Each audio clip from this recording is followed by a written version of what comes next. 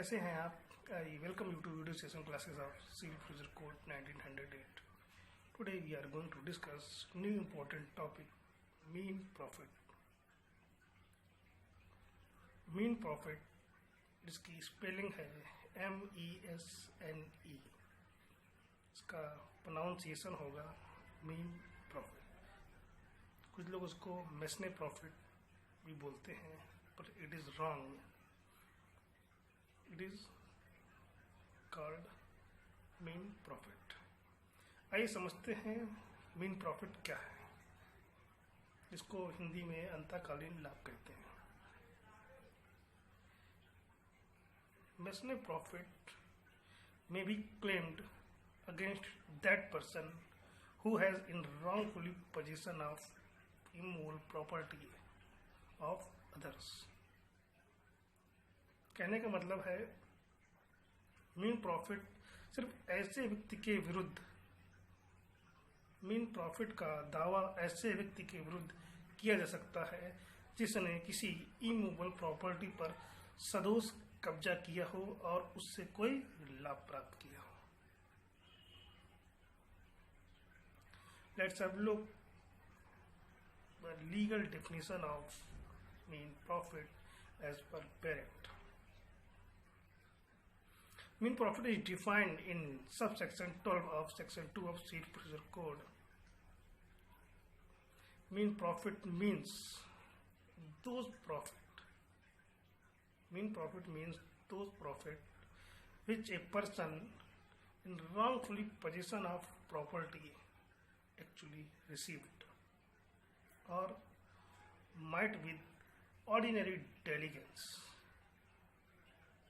have received from there, as well as interest on such property. But mean profit shall not include the profit due to improvement made, but that person in wrongfully possession of property. क्या मतलब हुआ दोस्तों इसका? आइए समझते हैं. Mean profit से तात्पर्य ऐसे लाभों से है जिसमें कोई व्यक्ति किसी संपत्ति पर सदोष कब्जा करके उससे कोई लाभ प्राप्त कर लेता है, या उस संपत्ति से कोई लाभ प्राप्त कर सकता था, कोई लाभ प्राप्त कर लेता है, या वह व्यक्ति अगर थोड़ा सा एफर्ट करता, विद ऑर्डिनरी डिलिजेंस प्रयास करता, तो कोई लाभ प्राप्त कर सकता था. और इसमें क्या नहीं शामिल है? और ऐसा कोई भी व्यक्ति जिसने किसी संपत्ति पर सदोष कब्जा किया है और उसमें वो किसी तरह का कोई इम्प्रूवमेंट करता है या कोई कंस्ट्रक्शन करता है, किसी भी तरह का इम्प्रूवमेंट करता है और उस इम्प्रूवमेंट से उसको कोई प्रॉफिट हुआ है, उससे कोई लाभ हुआ हो, तो ऐसा प्रॉफिट मीन प्रॉफिट के अंतर्गत नहीं आएगा. आइए समझते हैं एग्जाम्पल से. ए ने बी के मकान पर सदोष कब्जा कर लिया.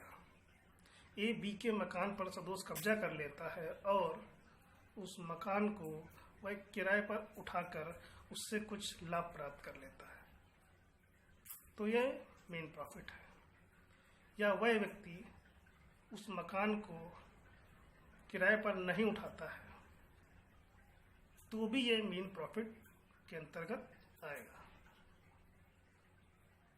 उसने कब्जा किया हुआ है, अगर वह उस मकान को किराए पर नहीं उठाता है और उससे कोई लाभ प्राप्त नहीं करता, लेकिन उस मकान पर उसका सदोष कब्जा है, तो उसे इस बात का कोई भी बचाव नहीं मिलेगा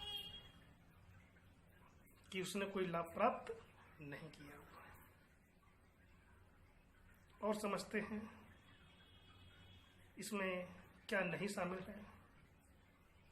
main profit it shall not include improvement. किसी भी तरह को, जैसे जिस व्यक्ति ने किसी संपत्ति पर, किसी भी लैंड पर या इमूवेबल प्रॉपर्टी पर कोई कब्जा कर लिया है और कब्जा कर लेने के पश्चात वो उस पर किसी तरह का कोई कंस्ट्रक्शन करता है और कंस्ट्रक्शन करके उससे कोई लाभ प्राप्त करता है, तो कंस्ट्रक्शन या कोई भी ऐसी चीज करके, इम्प्रूवमेंट करके, उस इम्प्रूवमेंट से, कंस्ट्रक्शन से वो किसी भी तरह का कोई लाभ प्राप्त करता है, तो ऐसा लाभ, ऐसा profit shall not include in the meaning of mean profit। तो ऐसा प्रॉफिट, ऐसा लाभ मीन प्रॉफिट की श्रेणी में नहीं आएगा।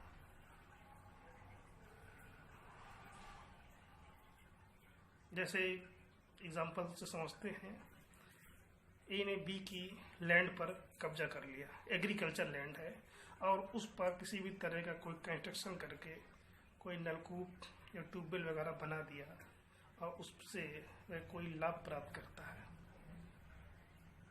तो ऐसा लाभ मीन प्रॉफिट की श्रेणी में नहीं आएगा। ओके दोस्तों, तो हमने जाना मीन प्रॉफिट के बारे में।